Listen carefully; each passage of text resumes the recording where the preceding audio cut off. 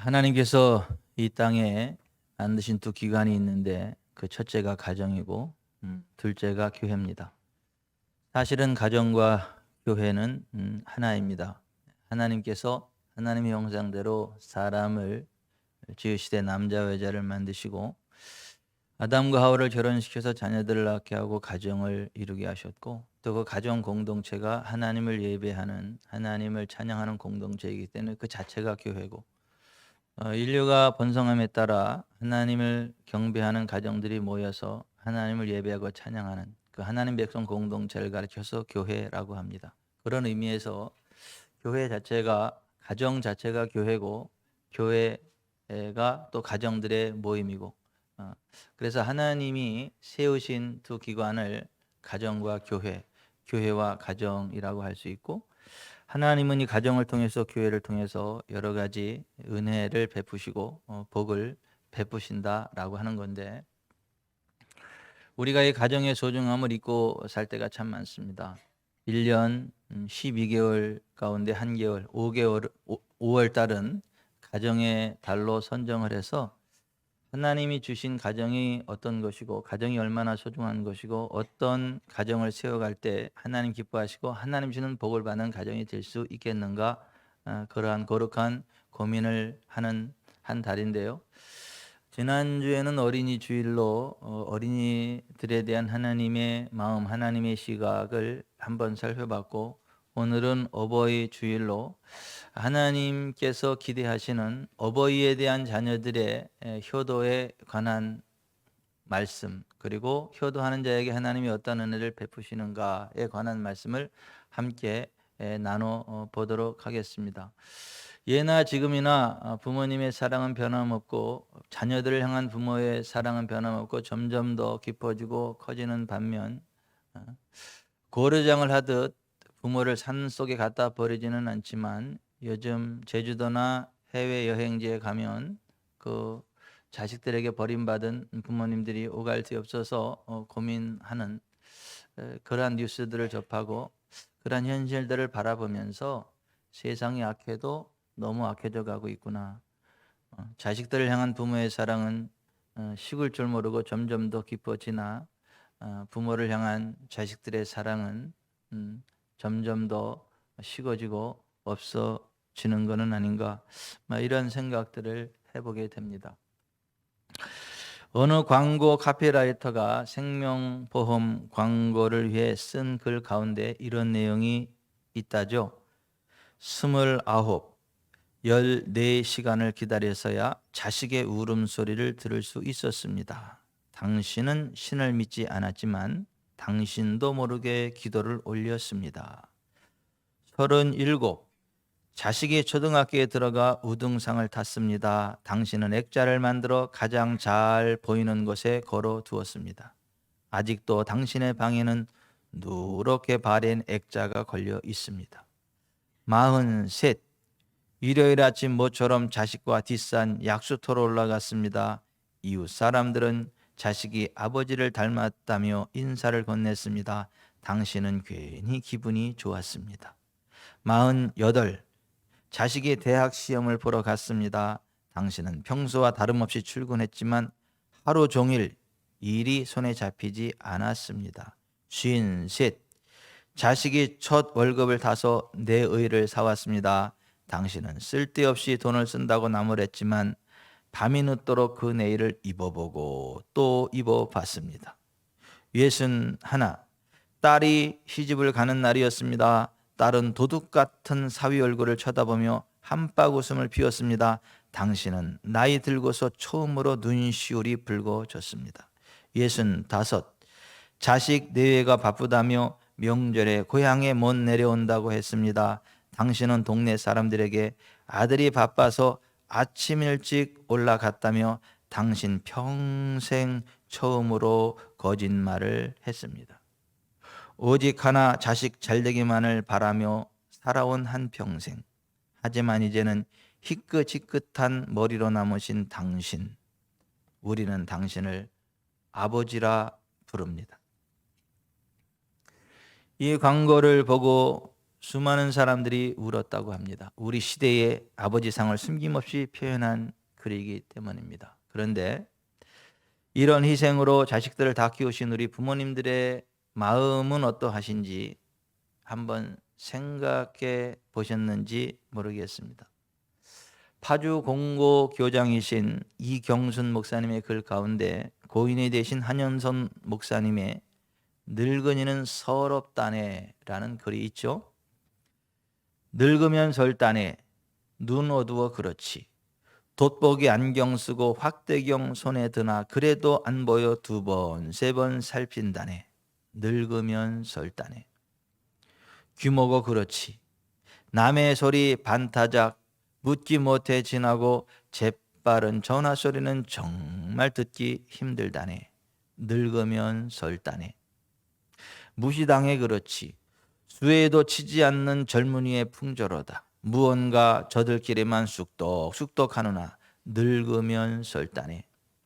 짝 이르니 그렇지. 백년해로 약속 어겨 어느 한쪽 먼저 가니 남은 쪽 외로움이야 일로 무엇하리요. 늙으면 설다네. 병들어 그렇지. 내 몸은 내 몸이나 내 마음대로 못하니 옆에서 돌보지 않으니 꼼짝 못해 답답하지. 여러분, 이러한 늙음은 누구에게나 찾아옵니다. 부모님들만 늙으시는 거 아니고 우리들도 점점 더 늙어가게 될 것입니다. 근데 점점 더 늙어가시고 연로해지시는 부모님의 심정을 잘 헤아려서 부모님의 기쁨이 되는 여러분 되시기를 주 예수 그리스도 이름으로 축원해 드립니다. 그 사람의 사람됨을 정확하게 알아볼 수 있는 두 가지 잣대가 있습니다. 그 첫 번째가 부모님에 대한 태도입니다. 부모님에게 막대하는 자식치고 제대로 된 인간이 없습니다. 부모님 앞에 겸손하게 공손하게 효도하지 않는 인간치고 제대로 된 인간이 하나도 없습니다. 그러니까 부모를 어떻게 대하느냐를 보면 그 사람의 사람 됨됨이를 정확히 알 수 있고요. 두 번째로는 돈 관계입니다.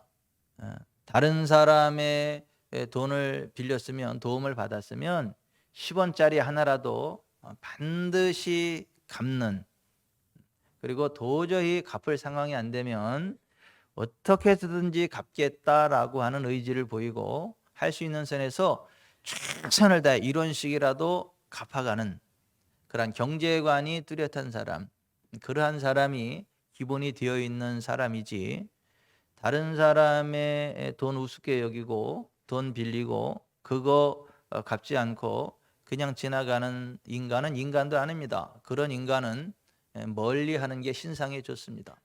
그 두 가지는 정확합니다. 이 두 가지를 보면 그 사람의 사람 됨됨이가 어떤지를 정확하게 판단할 수 있다라고 하는 건 예외가 없습니다. 그 부모님과의 그 관계가 좋고 원만한 사람, 부모님 앞에 선한 자식으로 살아가는 사람은 사회에도 공헌을 하게 됩니다. 다른 사람에게도 선한 대우를 할 줄 알고 사람으로서의 기본 도리를 지켜 나갈 줄 안다라고 하는 것입니다. 그러니까 하나님이 사람이 사람답게 살아가는 10가지 도리를 말씀해 주셨어요. 이걸 가르쳐서 십계명이라고 하는데, 사람이 사람다우려면 먼저 하나님을 대하여 올바른 태도를 가져야 된다. 그래서 십계명 가운데 제1계명부터 4계명은 하나님께 대하여 올바른 태도를 갖춰야 될 것에 대해서 말씀을 하셨고, 6번째로부터 10번째 계명은 사람들 사이에서의 도리에 관한 말씀을 하셨는데, 사람들 사이의 도리의 첫 번째 으뜸이 뭐냐면 부모 공경이라고 하는 것입니다. 그래서 부모를 공경하면 땅에서 잘되고 장수하게 해주겠다. 출애굽기 20장 12절에 그렇게 말씀을 하셨습니다. 부모 공경을 잘하는 사람은 사람됨의 기초를 지키는 사람이고, 또 그거 잘하는 사람은 다른 거 볼 것도 없이 잘하는 사람이기 때문에 땅에서 잘되고 장수하는 복을 하나님께 쏟아 부어주시겠다. 이렇게 말씀을 해주신 거고, 또 에베소서 6장 1절부터 보면 자녀들아 주 안에서 너희 부모에게 순종하라. 이것이 옳으니라. 내 아버지 어머니를 공경하라. 이것은 약속이 있는 첫 계명이니 이로써 내가 땅에서 잘되고 장수하리라고 말씀했습니다. 그러므로 부모를 공경할 줄 모르고 멸시하는 사람은 하나님의 복을 절대 받을 수 없다. 이게 성경의 선언입니다. 또 디모데 전서 5장 8절에 누구든지 자기 친족, 특히 자기 가족을 돌아보지 아니하면 믿음을 배반한 자요 불신자보다 더 악한 자니라고 했습니다. 자기 친족일지라도, 자기 친족 가족일지라도 경제적으로 힘들고 어려움에 빠졌을 때 도와줘야지, 그들을 외면하고 모른 체하고 안 도와주면 믿음을 배반한 자고 불신자보다 더 악한 자다, 이렇게 말씀하셨는데, 아니 자기 친족에게 그렇게 해도 믿음을 배반한 자고 불신자보다 더 악한 자라고 했는데, 하물며 자기를 낳아주고 자기를 키워준 부모를 물질적으로 봉양하지 않는다? 이거는 더 악한 자죠. 그러니까 효도하는 사람은, 아니 불효하는 사람은 100% 지옥 갑니다. 예수님 몰랐을 때에는 부모님 때문에 상처를 받고 아픈 가슴, 저민 가슴을 안고 사이가 좀 좋지 않을 수는 있겠으나, 예수님 믿고 정말 예수님을 알게 되면 자기의 잘못도 있다는 걸 알게 되고, 부모는 무조건 공경해야 된다 하나님 뜻을 알기 때문에 회개하고 부모님이 큰 허물이 있다 할지라도 그걸 덮어드리고 효도하는 자식으로 변모되지, 예수님 믿는다고 하면서 여전히 부모에게 불효한다? 그 사람은 100% 지옥 간다. 성경이 말하는 믿음이 뭔지를 모르는 사람이고 예수님 믿는 기본 도리가 무엇인지를 전혀 모르는 사람입니다. 잠언 23장 25절 오늘 본문에 내 부모를 즐겁게 하며 너 낳은 어미를 기쁘게 하라고 말씀하고 있는데, 어떻게 하면 부모님을 즐겁게 해드릴 수 있겠는가? 심중에 원하시는 뜻이 무엇인지를 헤아려 그 뜻을 이루어 드려야 한다라고 하는 것입니다. 가리옵기는 왼쪽이 가려운데 오른쪽 긁어준다고 시원한 거 아닙니다. 왼쪽 다리 가려운데 오른쪽 다리 피나도록 긁어준다 그래서 시원한 게 아니에요.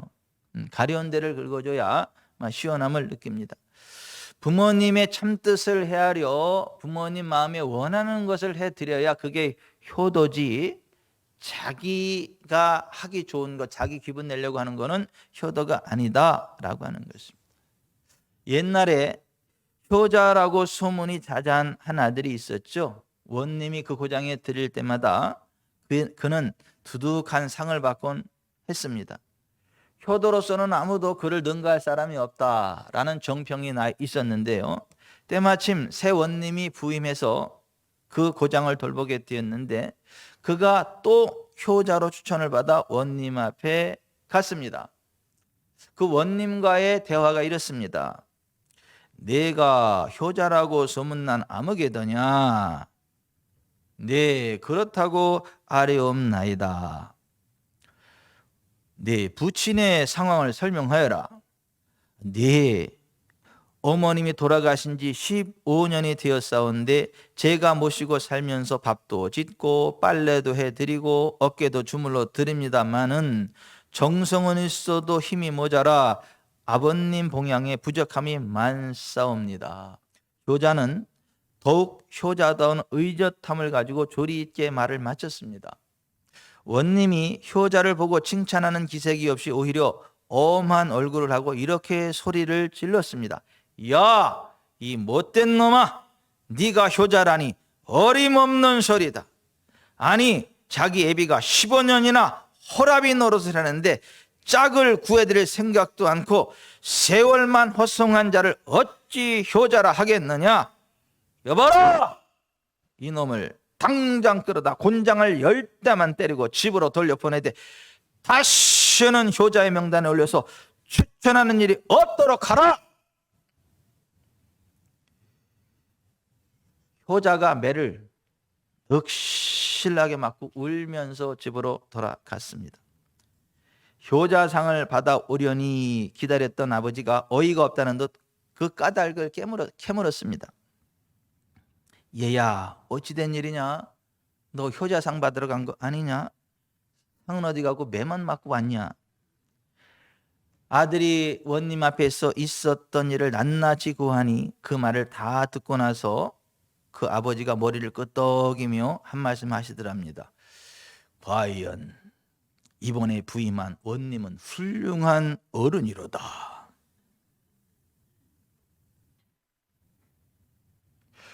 형식으로 거칠애보다 중심의 뜻을 헤아려 부모님이 정말 필요로 한 게 무엇인지, 부모님의 마음이 정말 어디에 있는지를 정확하게 헤아려서 그 부모님의 필요를 채워주는 거, 부모님의 입장에서 부모님을 기쁘게 해드리는 거, 그게 효도이지 내가 내 기분 내려고 잘하는 게 효도가 아니다라고 하는 거예요. 부모님에 대한 공경심을 가지고 부모님을 대하는 게 효도라고 하는 것입니다.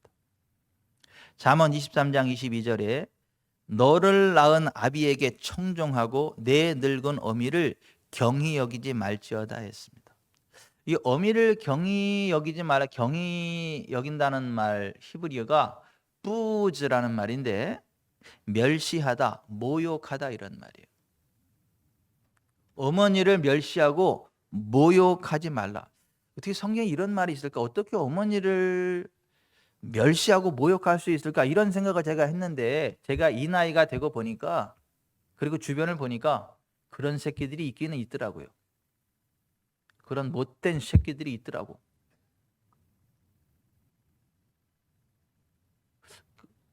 어머니에게 효도는 못할지언정 어머니를 멸시하고 모욕하는 못된 놈의 새끼들이 있더라고. 그래서 성경에 이런 말씀이 나오더라고. 뭐가 효도냐 하면 아버지에게 청정하는 거예요. 아버지가 무슨 말씀을 하면 대꾸하지 않고 토달지 않고 네 하고 들어 듣는 거, 그게 효도라는 거예요. 어머니를 멸시하고 모욕하고 경히 여기지 않고 어머니를 소중히 여기는 것, 존중하는 것, 그게 효도라고 하는 거예요. 그래야 하나님이 기뻐하시고 그러한 자식에게 복을 주신다라고 하는 거예요. 나를 낳고 키워주신 부모가 아닐지라도 너는 센 머리 앞에서 일어서고 노인의 얼굴을 공경하며 내 하나님을 경외하라. 나는 여호와이니라. 레위기 19장 32절에 그렇게 말씀했어요. 부모뿐만 아니라 센 머리 앞에서, 그 노인들 앞에서 그 얼굴을 공경하며 하나님을 경외해야 된다. 어른들 존중해 드려야 된다. 이것이 성경의 선언입니다. 여러분, 이 세상에 완전한 사람은 하나도 없습니다. 노아는 당대 의인으로 하나님께 인정을 받았죠. 그리고 그의 믿음으로 방주를 줬고 그 방주로 그 자식 3명 구원받았죠. 근데 그 노아가 어느 날 포도주를 먹고 취해서 낮에 하체를 드러내는 부끄러운 일이 있었습니다. 그때 함은 그 아버지의 수치를 보고 킥킥거리고 웃었고 비웃었습니다. 근데 셈과 야벳은 이불을 갖고 뒷걸음질 쳐 들어가서 아버지의 부끄러움을 가려드리고 나왔습니다. 그 일로 아버지의 그 실수를 비웃었던 함은 저주를 받았지만 아버지의 실수 허물을 덮어드린 셈과 야벳은 복을 받았습니다. 여러분, 이 세상에 완전한 사람은 없습니다. 믿음의 조상 아브라함도 자기 살자고 자기 아내를 2번씩이나 팔아버린, 좀 심하게 말하면 포주와 같은 악한 짓을 저질렀어요. 그 믿음의 조상 아브라함도 그런 실수와 허물이 있는 사람이에요. 다윗도 자기 부하의 아내를 데려다가 바람 피우고 임신해서 그거 가리려고 자기 부하 장수를 전쟁이 되면 죽게 만드는 아주 파렴치범이에요. 악한 놈입니다. 정말 위대하지만 어떤 면에서는 위대하지만 어떤 면에서는 실수가 있고 연약한 것이 사람입니다. 여러분, 우리 부모님도 마찬가지예요. 완벽하지 않습니다. 실수 있을 수 있어요. 허물 있을 수 있습니다. 그러나 부모의 실수 허물을 들춰내고 조롱하는 자식은 저주를 받습니다. 함처럼. 하지만 부모가 비록 실수를 했어도 그 부모님의 부끄러움을 안타까워하면서 실수를 안타까워하면서 그 실수 허물을 덮어드리는 셈과 야벳 같은 자식들은 하나님의 복을 받습니다. 그러면 부모님의 실수와 허물이 있다 할지라도 그걸 덮어드리는 효자 되시기를 주 예수 그리스도의 이름으로 축원해 드립니다. 뭐가 효도냐? 부모님과 대화의 시간을 잘 갖는 게 효도다. 사실 이 부분에 있어서 저도 조금 마음이 이 설교하기가 좀 불편합니다. 사실 저도 좀 무뚝뚝한 면이 있어서 그렇게 좀 대화를 많이 하는 편이 아니거든요. 저는 이제 고아가 됐는데 다행히 장인 장모님이 계셔서 이제 그래도 장인 장모님을 이제 어머니 아버지로 모시고 할 수 있는 그런 복이 아직까지는 있는데, 사실 부모에게 이렇게 대화를 자주 드리는 게 이게 효도인데 사실 쉽지는 않습니다. 이제 그럼에도 불구하고 제가 목사이기 때문에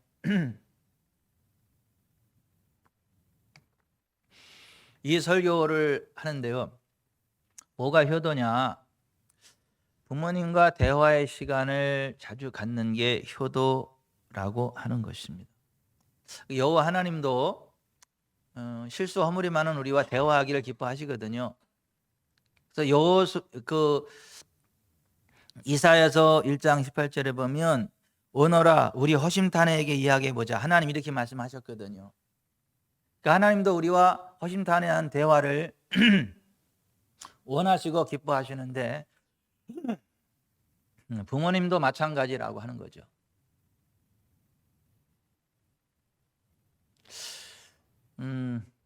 제가 어제 이제 처가댁에 모여서 같이 이제 장인 장모님 모시고 같이 저녁 식사들을 나누고 이렇게 저렇게 쭉 하다가 우리 막내 이하진 선생님이 뭐 번역 봉사를 한다는 이야기를 들었어요. 아프리카 난민들을 위해서 우리 전래 동화를 영어로 번역을 해서 이렇게 전달해주는 번역 봉사를 한다는 이야기를 이렇게 들었어요. 그 듣는데 제 마음이 이렇게 훈훈해지고 좋더라고요. 그리고 이제 성전 청소 의자 이 청소를 맡았는데 낮에 못했다고 밤에 해야 된다고 밤에 제 차 타고 같이 이제 오는 거예요. 밤늦게라도 한다고. 차 타고 오는데 아빠 엄마한테 얘기 들으셨어요? 그러니까 뭐 내일 저녁 제가 사드린다고 한 거예요. 들었지.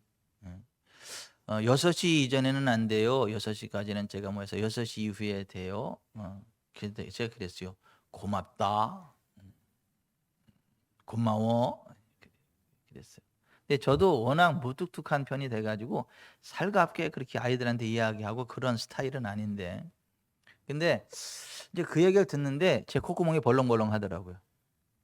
이렇게 마음이 훈훈해지고 좋더라고요. 근데 이렇게 그 부모 앞에 자식이 이런저런 이야기들을 해드리는 거, 그게 효도예요. 그러니까 머쓱해서 말은 잘 못하지만은 마음속으로 그 흐뭇한 그런 마음이 쭉 올라오거든요. 그리고 감사한 마음들이 있고. 그러니까 효도가 뭐냐? 부모님한테 뭐 어떠한 말씀을 드리고 대화의 시간을 좀 잘 갖는 거, 이게 효도라고 하는 것이에요. 예. 또 그 뭐가 효도냐? 부모님께 감사와 칭찬을 해드리는 게 효도다. 자식들은 부모의 은공에 감사를 표시하고 칭찬해 드려야 부모의 마음이 기쁘다는 거죠. 새삼스럽게 뭘 또 감사하고 칭찬하냐, 이렇게 생각하기 쉽지만 그렇지 않다. 아버지, 엄마, 뭐 이래서 감사해요. 저를 지금까지 키워줘서 감사하고, 뭐 저에게 뭐 이렇게 해서 감사하고, 또 이러이러한 면이 참 대단하시고 이러이러한 면이 참 훌륭하세요. 이렇게 자꾸 말씀을 드리면 그 이야기를 들으면서 부모의 마음이 기쁘다는 거죠. 근데 이 칭찬한다, 감사한다는 말이 종교적인 용어로는 예배라고 하는 거예요. 예배. 우리가 하나님 앞에 나올 때도 뭐야? 하나님이 어떤 분이신지, 하나님이 우리를 위해서 어떤 일들을 해주셨는지, 하나님이 우리를 어떻게 사랑해 주셨는지, 그거를 계속 고백하는 거잖아요. 곡절을 붙여가지고 그걸 찬양하고 경배하는 거잖아요. 그때 하나님 기뻐하시잖아요. 부모에게도 마찬가지라고 하는 거죠. 부모님이 내게 해준 것들을 잊지 않고 계속해서 말씀해 드리는 거죠. 지금까지 저를 키워주셔서 감사하고, 먹여주셔서 감사하고, 입혀주셔서 감사하고, 학교 보내주셔서 감사하고, 옆에 계해 주셔서 감사하고, 저를 사랑해 주셔서 감사하고, 뭐 이런저런 그 성실하신 그 아버지 너무너무 감사하고, 그 강직하신 모습이 너무 감사하고, 또 그 엄마 그렇게 힘들고 어려워도 나를 위해서 이렇게, 예? 얼굴 한번 찡그리지 않고 내 투정 다 받아주고, 이렇게 해서 엄마 너무 좋아요, 감사해요. 이렇게 그 부모님의 좋은 것들을 자꾸 말씀드리는 거, 그런 게 효도라고 하는 거죠. 근데 반대로 하는 자식들도 있어요. 부모님의 나쁜 것만 이야기하고 뭐 조롱하는 아주 못된 새끼들도 있는데, 그 잠언 30장 17절에 보면 아비를 조롱하며 어미 순종하기를 싫어하는 자의 눈은 골짜기의 까마귀에게 쪼이고 독수리 새끼에게 먹히리라 그랬어요. 눈 파먹히지 않으려면 똑바로 하세요.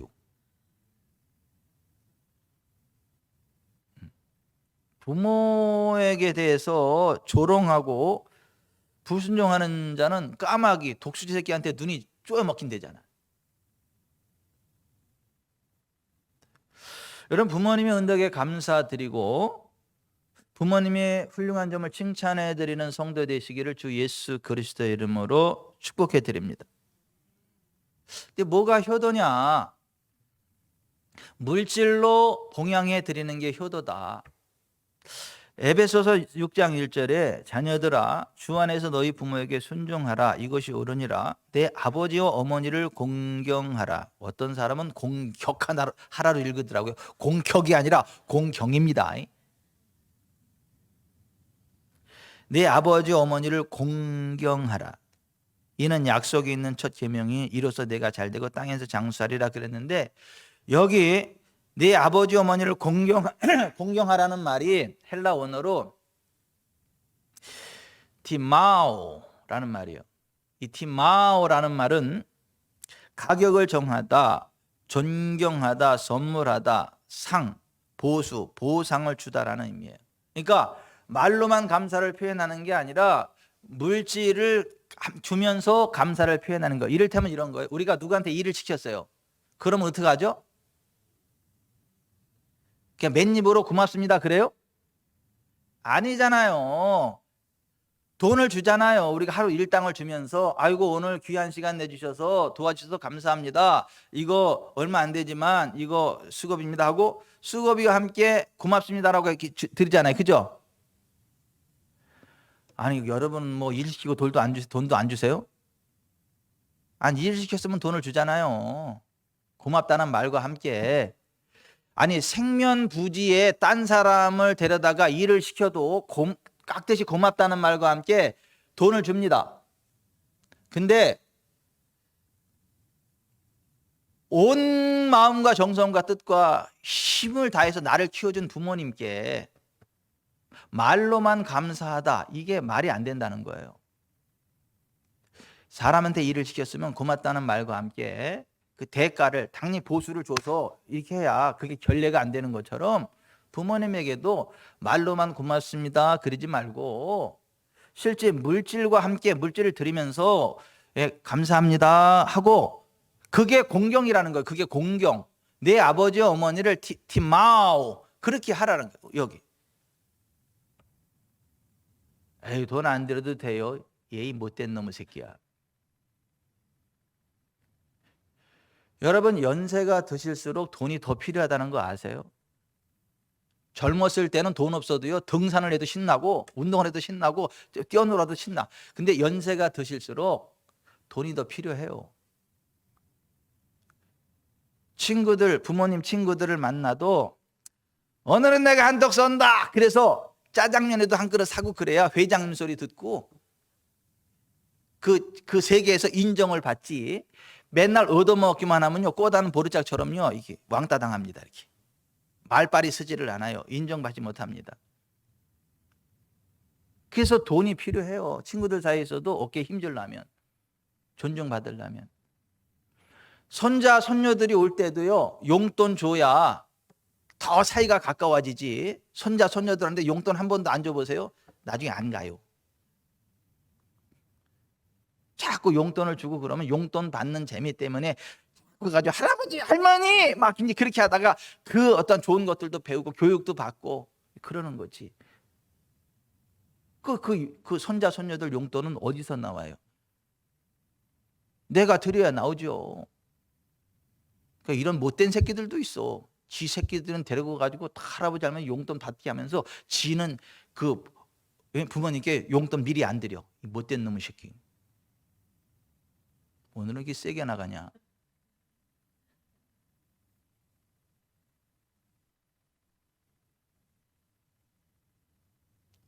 그 우리 애들한테 올 돈을 미리 들여가지고 이렇게 오게 해야지.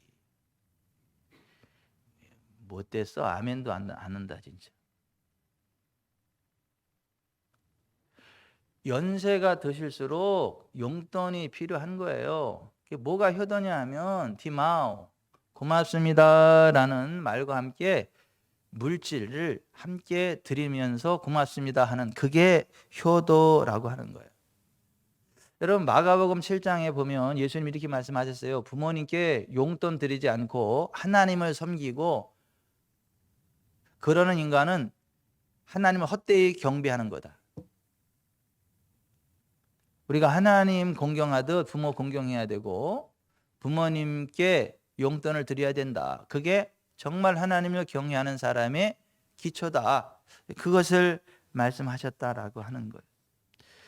내 보물이 있는 그곳에 내 마음도 있느니라 그랬어요. 여러분 자식들이 부모한테 어떻게 해요?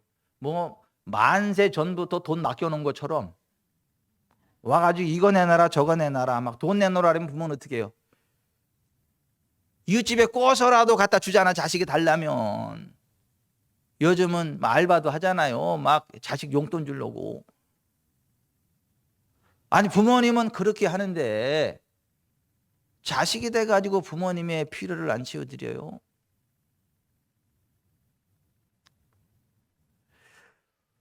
공원이나 노인정에 계신 노인분들 인터뷰를 해보니까 다들 용돈이 부족하다는 거예요. 그리고 자식들이 성의가 없다고 느낀다는 거예요. 또 그러니까 또 그런 데 와 계시겠지. 그러니까.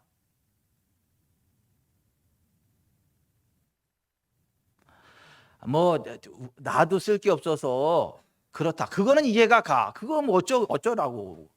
근데 지는 쓸 거 다 쓰면서 부모에게 안 주는 그 못된 새끼들 이야기하는 거예요, 지금.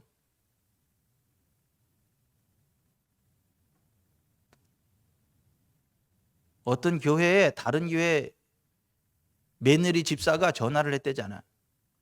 그 목사님이시죠? 네. 그 설교 좀 한번 해주세요.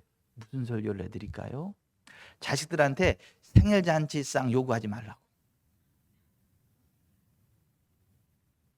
그래서 이 집이 너무 어려운가 보다 이런 생각이 들었다는 거야.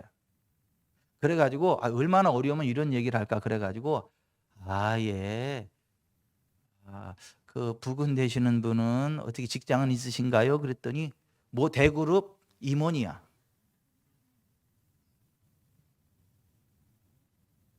못된 새끼. 대기업 임원이 어머니 생일상 한번 차려주는 게 부담이 돼요? 못된 년놈들이지.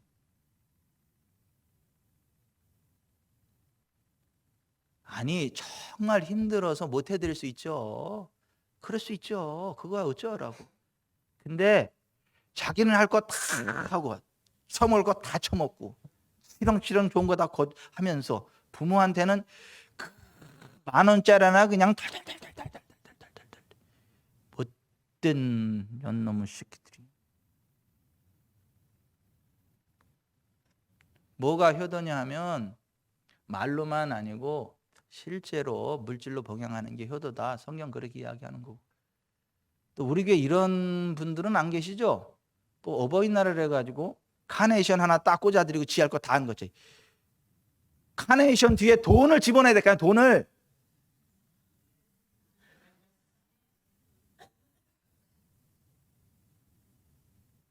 또 무슨 글로만 어버이날 감사 어쩌고 감사 편지만 하고 뒤에 또 현찰 안 넣는 못된 것들이 있지. 글로다가 감사를 펴고 그 뒤에다가는 현찰을 집어 넣어서 딱 드려야 그게 효도 편지지. 감사 편지고. 아멘도 안 하는 거 봐 진짜. 못됐어.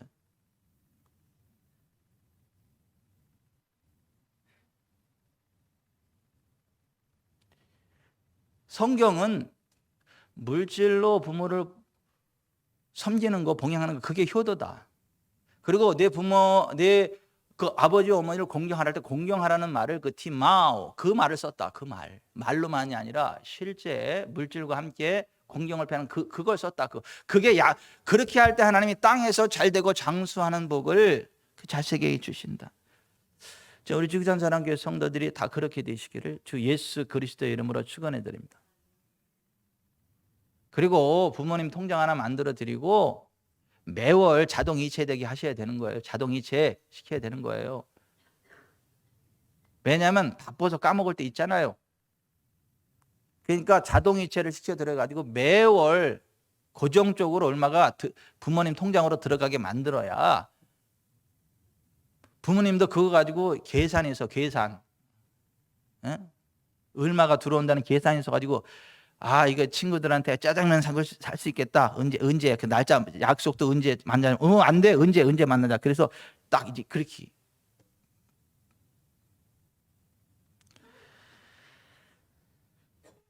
그런 게 효도고요. 근데 이런 것들보다 정말 중요한 효도, 가장 중요한 효도가 있어요. 그게 뭔 줄 아세요? 예수님 믿지 않는 부모님이 계신다면 예수님 믿게 하는 거예요. 금식을 하든 철야를 하든 뭘 하든 해서 부모님이 예수님 믿고 천국 시민 되게 하는 거, 부모님 지옥 가지 않게 하는 거, 이게 최고의 효도예요. 부모님이 아무리 이 땅에서 오래 사시고 건강하게 뭐 돈이 많다 한들 돌아가시도 지옥 가시면 그것만큼 큰 슬픔이 어디 있어요. 그거 가슴이 매직이 아프고 평생 그거 어떻게 그 고통을. 박종현 집사님 보니까 또 박학규 집사님 생각나네. 박종현 집사님이 아버님 병원에 계실 때 치유를 위해서도 기도하지만 우리 아버지가 정말 예수님 믿고 구원받는 게 맞는지, 나이롱 집사는 아닌지, 엄마 때문에 교회를 갔는데 정말 예수님 믿는 게 맞는지 이게 막 고민이 돼가지고 어머니도 그렇고 그것 때문에 그렇게 막 기도한 거잖아요.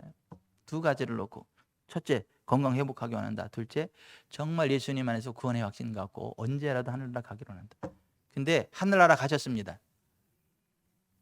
가셨는데 나중에 꿈으로 3번인가 2번인가 3번 3번 1차 2차 3차 천국 가신 것을 이렇게 다 그 가족들한테. 그리고 치유도 본인이 선택해서 그냥 천국 가는 걸 선택한 거지 하나님이 치유 안 해주신 거다. 그것까지 확증해 주셨어요. 꿈으로.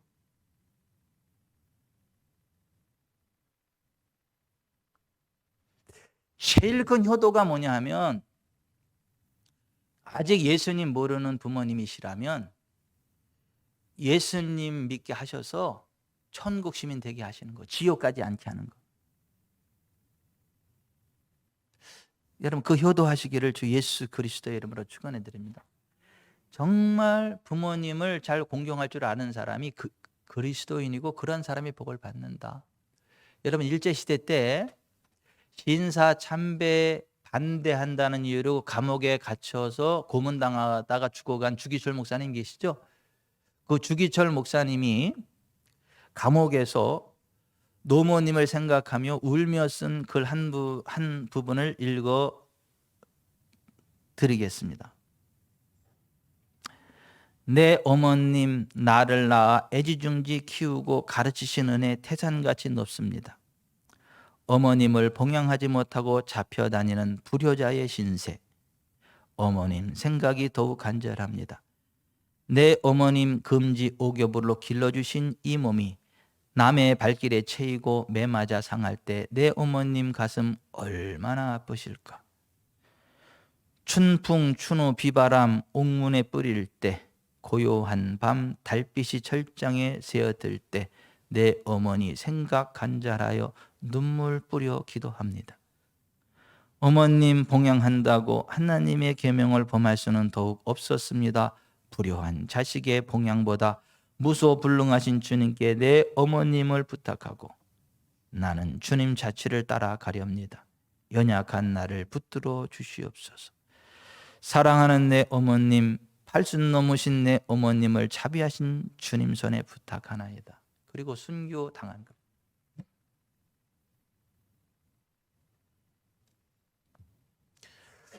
어버이 주일만 되면 효도하고 싶어도 이미 이 세상 떠나가셔서 더 이상 효도할 부모님이 없어서 가슴을 찢는 분들이 계시다는 거 알아요.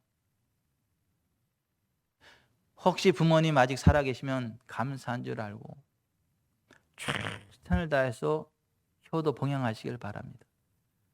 그리고 부모님 돌아가셨을지라도 주변에 셋머리 노인들을 부모 섬기고 봉양하면 그것이 효도입니다. 그와 같은 참된 그리스도인의 삶 살아가게 되시기를 주 예수 그리스도의 이름으로 축원해 드립니다. 이 시간에는 우리가 우리 부모님의 은혜를 한번 생각하면서 일어나서 나실제 괴로움 다 잊으시고 어머니 마음 같이 노래 한번 부르겠습니다.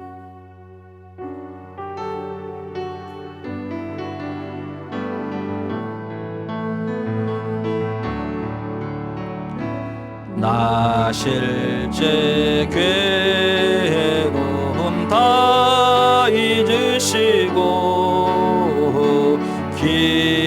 기르실제 밤낮으로 애쓰는 마음 지힌 자리 마른 자리 갈아뉘시며 손발이 다 닳도록 고생하시네. 하늘 아래 그 무엇이 놀다리요. 어머님의 희생은 가히 없어라. 안고 업고 홀로 주시고 자라선 문기 되어 기다리는 나 알을 싸 그릇 뗄 싸 자식 생각에 고시던 이마 위에 주름이 가득 땅 위에 그 무엇이 높다 하리요 어버이의 정성은 지극하여라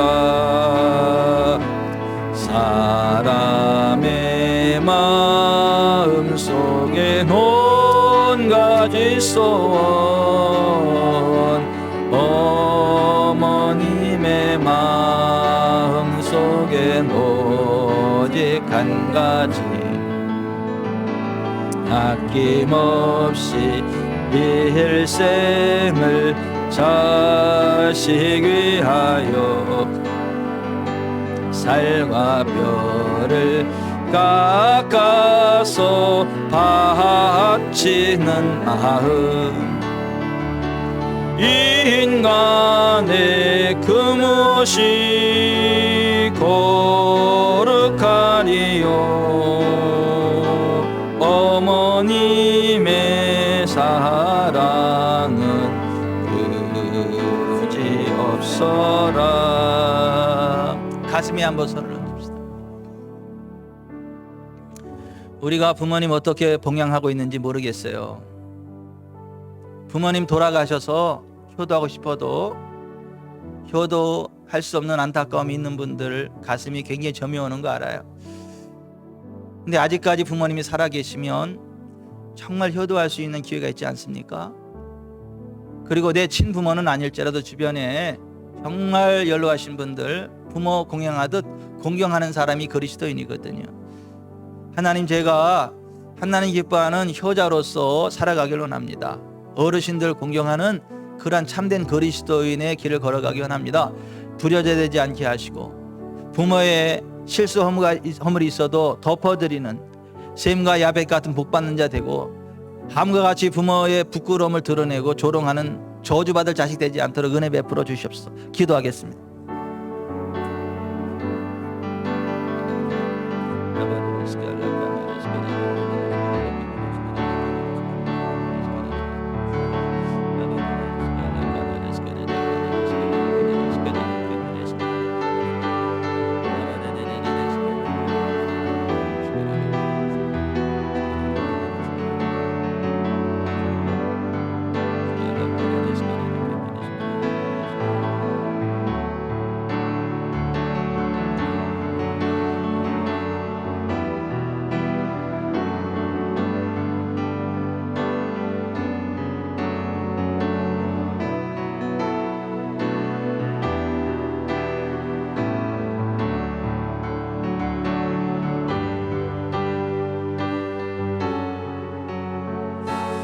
좋으신 하나님, 부모의 은덕으로 저희가 이 땅에 태어나서 지금까지 성장케 되었음을 압니다. 부모의 은덕을 알고 효도하는 자리에 설지언정 부모를 경히 여기거나 함부로 대하는 저주받을 자들 되지 않게 해주시고 정말 하나님 뜻대로 부모 공경해서 부모의 기쁨 되고 하나님의 기쁨 되고 하나님이 복 주시는 그 인생길 달려가기 원합니다. 그와 같은 삶 살아갈 수 있도록 은혜 내려 주옵소서. 예수님 이름으로 기도드리옵나이다. 아멘.